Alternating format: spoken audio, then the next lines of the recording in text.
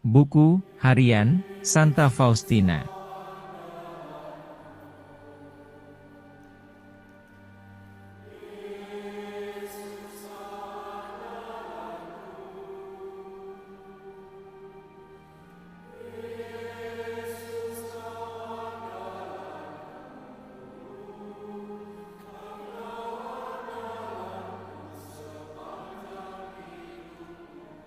Catatan nomor 71.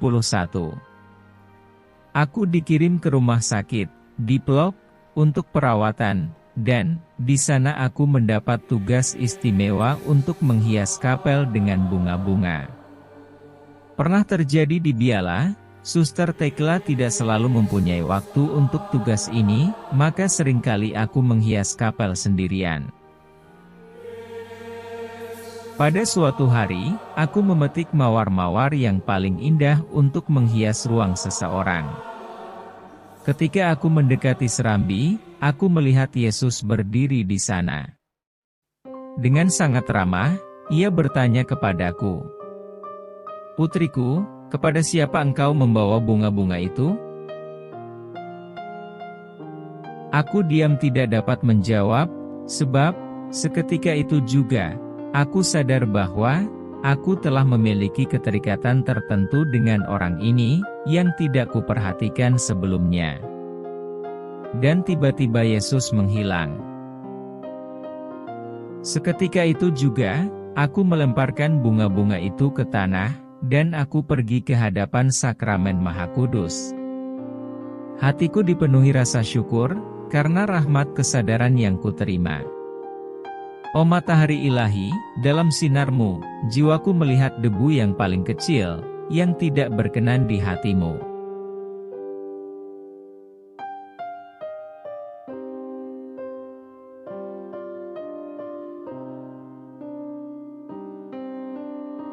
Catatan nomor 72. Oh Yesus, kebenaran yang kekal, kehidupan kami. Aku berseru kepadamu, dan aku memohon kerahiman-Mu bagi para pendosa yang malang. Oh hati Tuhanku yang amat manis, yang penuh belas kasih, dan kerahiman yang tak terhingga. Di hadapan-Mu, aku ingin membela orang-orang berdosa yang malang. Oh hati yang maha kudus, sumber kerahiman. Daripadamu, memancar sinar rahmat yang tak terselami atas seluruh umat manusia. Aku memohon kepadamu terang, bagi orang-orang berdosa yang malang.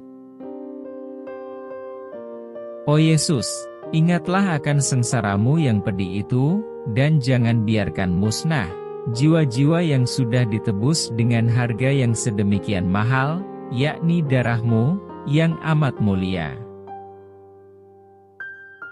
Oh Yesus, apabila aku ingat akan begitu besarnya nilai darah-Mu, aku bersukacita akan kuasanya yang tak terbatas, karena hanya satu tetes saja sudah cukup untuk menyelamatkan semua orang berdosa.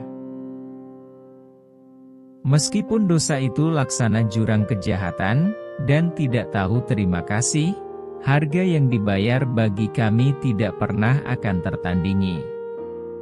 Oleh karena itu, biarlah setiap jiwa berserah kepada sengsara Tuhan, dan menaruh harapan pada kerahiman-Nya. Allah tidak akan mengingkari kerahiman-Nya kepada siapapun. Langit dan bumi boleh berubah, tetapi kerahiman Allah tidak pernah akan berkesudahan. Oh, betapa besarnya sukacita yang berkobar di dalam hatiku, ketika aku memandang kebaikan-Mu yang tak terselami, ya Yesus. Aku rindu membawa semua orang berdoa kepada kaki-Mu, agar mereka dapat memuliakan kerahiman-Mu sepanjang segala abad yang tidak akan berkesudahan.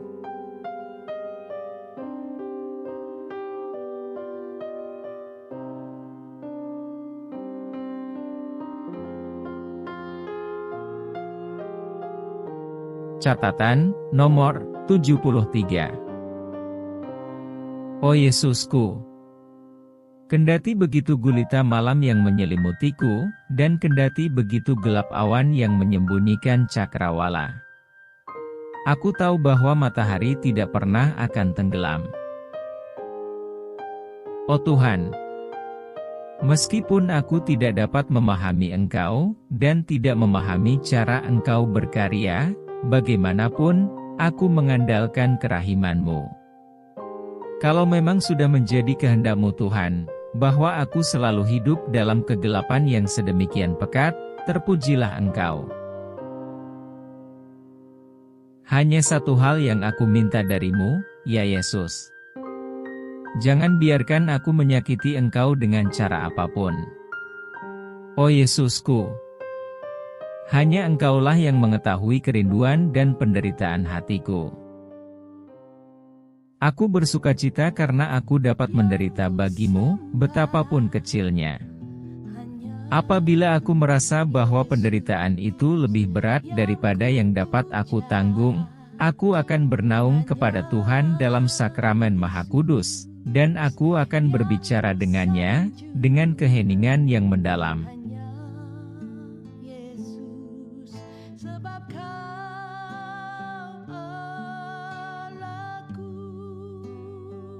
Catatan, nomor 74.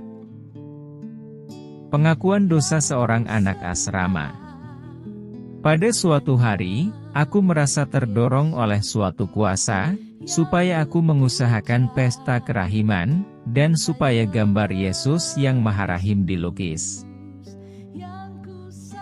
Hatiku sangat gelisah. Sesuatu sedang bergejolak dalam diriku, tetapi aku takut diperdayakan. Keraguan-raguan ini lebih disebabkan oleh unsur-unsur dari luar, sebab di dalam lubuk jiwaku sendiri, aku merasa bahwa Tuhanlah yang meresapi diriku. Imam yang mendengarkan pengakuan dosaku waktu itu, mengatakan bahwa seringkali orang mengalami ilusi-ilusi, dan aku merasa bahwa ia agak takut mendengarkan pengakuanku. Aku sungguh merasa tersiksa. Menyadari bahwa sangat sedikitlah pertolongan yang kudapatkan dari manusia, aku berpaling sepenuhnya kepada Yesus, guru yang terbaik di antara semua guru. Pada waktu itu, aku dipenuhi dengan keraguan-raguan. Apakah suara yang kudengar itu berasal dari Tuhan, atau bukan?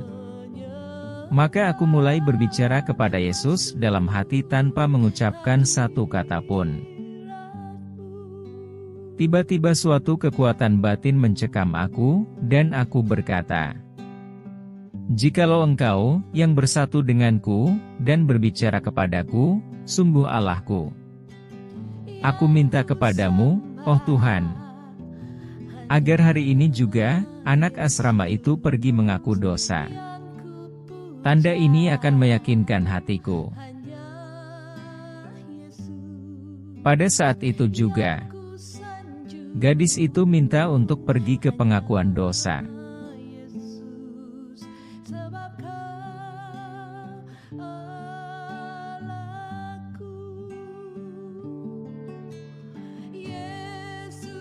Catatan, nomor 75. Ibu guru yang mengajar di kelas itu sangat heran akan perubahan mendadak dalam diri anak itu. Tetapi ia segera berusaha memanggil seorang imam. Dan anak itu melakukan pengakuan dosa dengan penyesalan yang luar biasa. Pada saat yang sama, aku mendengar suatu suara dalam hatiku berkata, "Apakah sekarang engkau percaya kepadaku?" Dan sekali lagi, suatu kekuatan yang aneh menyusup ke dalam jiwaku, menguatkan dan meyakinkan aku sedemikian rupa, sehingga aku sendiri sangat heran bahwa aku membiarkan diriku menjadi ragu-ragu meskipun hanya untuk sesaat. Tetapi keraguan-raguan ini selalu disebabkan oleh unsur-unsur dari luar. Kenyataan ini membuat aku cenderung untuk semakin hari semakin menutup diri. Jika pada suatu hari, sementara mengaku dosa, aku merasakan adanya kegelisahan di pihak imam. Aku tidak membuka jiwaku sampai sedalam-dalamnya, tetapi hanya mengakukan dosa-dosaku. Seorang imam yang tidak tenang hatinya, tidak akan mampu menumbuhkan ketenangan dalam jiwa orang lain. Oh para imam, kamu adalah lilin-lilin bernyala yang menerangi jiwa manusia. Biarlah terangmu tidak pernah pudar. Aku memahami bahwa, kadang-kadang bukanlah kehendak Allah, bahwa aku membuka jiwaku sepenuhnya. Tetapi kemudian, Allah sungguh memberiku rahmat keterbukaan ini. Bersambung, kecatatan, nomor 76.